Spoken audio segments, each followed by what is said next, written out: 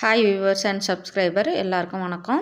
நம்ம இன்றைக்கி சூப்பரான சொருன்னு ஒரு மிளகாய் பூண்டு சட்னி தான் பார்க்க போகிறோம். சூப்பரான கார சட்னி இது இட்லி தோசை சப்பாத்திக்கு சூப்பராக அருமையாக இருக்கும். எங்கள் ஊர் ஸ்டைலில் இது எப்படி செய்யலான்னு பார்க்கலாம் வாங்க.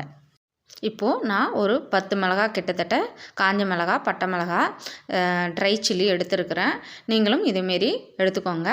அதுக்கப்புறம் நல்லா கொதிக்க வச்ச தண்ணியை இது கூட ஊற்றி நல்லா சுற்றி விட்டு ஷேக் பண்ணி விட்டு இதை ஒரு அரை மணி நேரமோ இல்லை ஒரு 1/4 மணி நேரமோ ஊற வச்சுருங்க.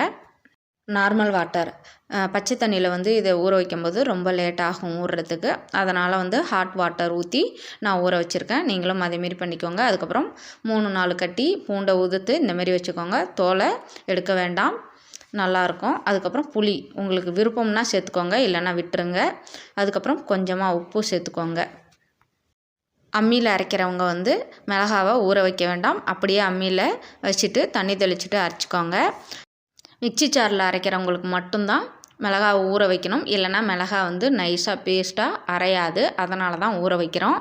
அதுக்கப்புறம் ஊறின மிளகாவை இது கூட சேர்த்துட்டு எல்லாத்தையுமே எடுத்து ஒரு மிக்சி ஜாரில் சேர்த்துட்டு நம்ம நல்லா பேஸ்ட்டாக அரைச்சி எடுக்க போகிறோம்.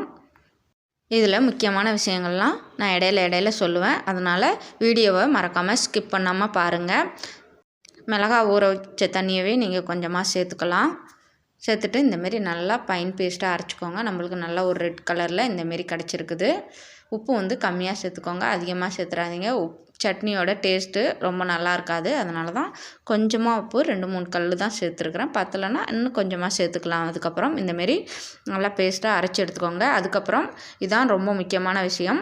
பாருங்கள், நான் ஒரு கடாயை சுட வச்சுட்டு விளக்கெண்ணெய் சேர்க்கணும், இல்லைன்னா நம்ம வயரெல்லாம் எரிச்சல் கண்டு போயிடும். அதனால் நல்லா விளக்கெண்ணெய் சேர்த்து நல்லா சுட வச்சுக்கோங்க. அப்புறம் இதுக்கப்புறம் ஒரு பவுலில் இந்த சட்னியை மாற்றிக்கோங்க. இந்த சட்னி ரொம்ப டேஸ்ட்டாகவும் இருக்கும், ரொம்ப நல்லதும் கூட உடம்புக்கு. ஏன்னா நிறைய பூண்டு உரித்து நம்ம சேர்த்துருக்குறோம். அதேமாரி பட்டை மிளகாய் நிறையா சேர்த்துருக்கிறதுனால நம்ம வயிறு எரிச்சல் கண்டுடும். அதனால தான் சொல்கிறேன், நம்ம விளக்கெண்ணெய் ஊற்றி தாளிக்கும் பொழுது நம்மளுக்கு அந்த பிரச்சனையே இருக்காது. அதுக்கப்புறம் விளக்கெண்ணெய் சேர்த்து நல்லா தாளிக்கும்பொழுது இதில் காரமே சுத்தமாக உங்களுக்கு தெரியாது. கண்டிப்பாக இதேமாரியே விளக்கெண்ணெய் சேர்த்து தாளித்து பாருங்கள், ரொம்ப அருமையாக இருக்கும். கடுகும் பெருங்காயத்தூளும் போட்டோடனே இதுக்குள்ளே கொட்டி உடனே நம்ம நல்லா அதை மிக்ஸ் பண்ணி விடணும். இதேமாரி அந்த சூடான எண்ணெயை எடுத்து இந்த சட்னியில் அப்படியே கொட்டி நல்லா ஸ்பூன் வச்சு டக்குன்னு நல்லா மிக்ஸ் பண்ணி விட்டுக்கலாம். இந்த சூடான எண்ணெயில் நம்ம மிக்ஸ் பண்ணி விடும்போது இந்த காரம்லாம் கொஞ்சம் மறையும். இந்த சட்னியில் சூப்பரான 2 பொருட்கள் நம்ம சேர்த்துருக்கோம். ஒன்று பார்த்தோம்னா பூண்டு, இதில் அதிகமான மருத்துவ குணங்கள் நிறைஞ்சிருக்குது. இதை எடுத்துக்கிறதுனால நம்ம உடம்புக்கு ரொம்ப ரொம்ப நல்லது. அதுக்கப்புறம் விளக்கெண்ணெய், இது சூப்பராக வயிற்றை க்ளீன் பண்ணக்கூடிய ஒரு பொருள். இந்த விளக்கெண்ணெயை நம்ம அடிக்கடி இப்போ எடுத்துக்கிறதே இல்லை. இந்த சட்னி சாப்பிட்றது மூலயமாவது இந்த விளக்கெண்ணெயை நம்ம சாப்பிட்லாம். அதனால் இந்த சட்னி செஞ்சு சாப்பிடுங்க.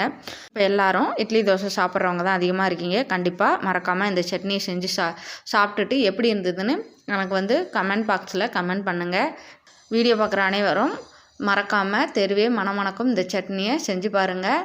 மறக்காமல் உங்கள் ஃப்ரெண்டு சொந்தக்காரவங்களுக்கெல்லாம் ஷேர் பண்ணி விடுங்க. இதே மாதிரி என்னோடய சேனலில் உள்ள மற்ற வீடியோவும் பாருங்கள், உங்களுக்கு ரொம்ப யூஸ்ஃபுல்லாக இருக்கும்.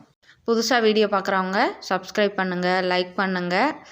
அடுத்த சூப்பரான வீடியோவில் நம்ம பார்க்கலாம். பாய், டாட்டா.